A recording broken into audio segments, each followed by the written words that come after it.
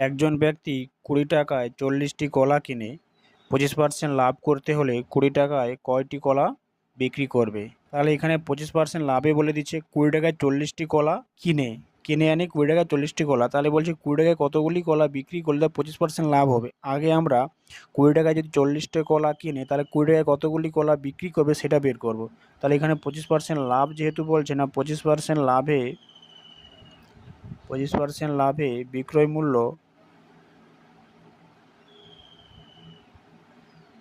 মূল্য হবে কত?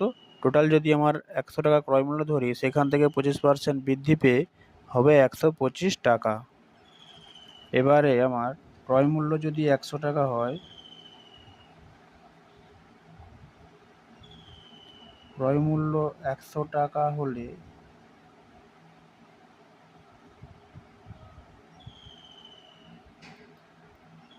বিক্রয় মূল্য হবে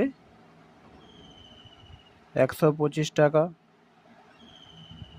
এবার ক্রয় মূল্য যদি 1 টাকা হয় তাহলে বিক্রয় মূল্য হবে 125/100। তাহলে যেহেতু আমার 20 টাকায় দিয়ে কিনছে বলছে, 20 টাকা যদি ক্রয় মূল্য হয় তাহলে বিক্রয় মূল্য হবে 125/100 ইন্টু 20।